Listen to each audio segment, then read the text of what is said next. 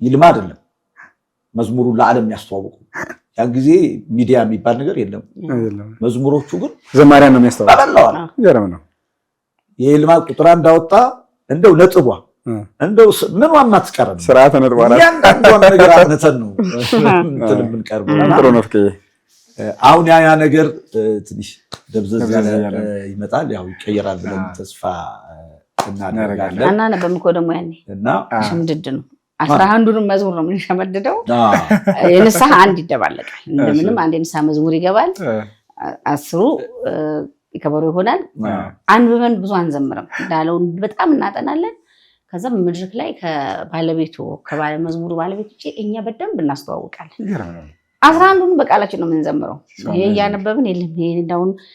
ሞባይል የገለጸ ምንም ከመንፈሱ ይርቃል ሲዘምሩ አሁን ይሄ ያነበብክ ሞባይል ምናምን የነካካ መዘምረው ምንም ትኩረት ሰጥተህ አትመሰጥ መጀመሪያ ደግሞ አንተ ካልተመሰጥክ ራስህ ወደ ራስህ ካላየክ ለሰው እንዴት እንደሚታይ በሞባይሉ ምትክ ደፍተር አትዙም ነበር እንጽፍና እናነባለን እንጂ እንደዚህ የገለጸ እንደዚህ ምናምን የለም አናየምኛ ታይ ነበር ፍቅር አላስብም ጥሩ ጊዜ ነው ሽምት ነው ይገርም ጭንቅላት ነበር ማለት ነው ይሄ ማለት ደግሞ ፍቅሩም አለ ቆይ ፍቅዬ ኑሮ ውድነቱ ደና ስለነበረ ይሆን አሁን እኮ ኑሮ ውድነቱ አናዝሏቸው እዚህ ላይ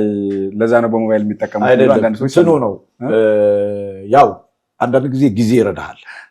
ጥሩ ጊዜ ሲሆን ሁሉ ነገር ጥሩ ይሆንልሃል ብዙ መጥፎ ነገር አናስብም ይዛን ጊዜ ለምን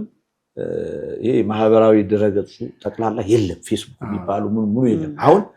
ነገር የተበላሸውና አእምሯችን የተወጣጠረው ሁሉ ነገር የራሳችንንም ህይወት ማለት የነመለው ነው የራሳችንንም ህይወት እስከ መወሰን ድረስ አሁን ያሉትን ማህበራዊ ሚዲያዎችን የተጠቀምንባቸው ያለው የራሳችንን ማንነት እናድጋለን አናድግም ተስፋችንን ምንጥለውና ምናቆመው ድሮ በከፍተኛ እምነት በእግዚአብሔር ላይ ነበር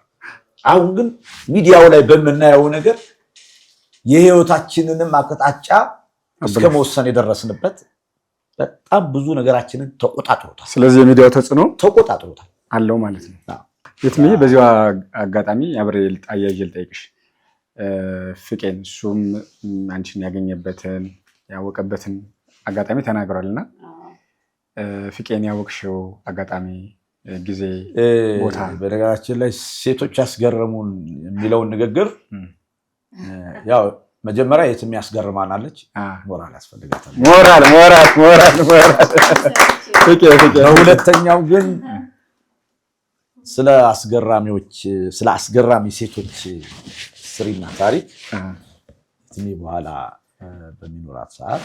ነብራራዋለን ሀሳብ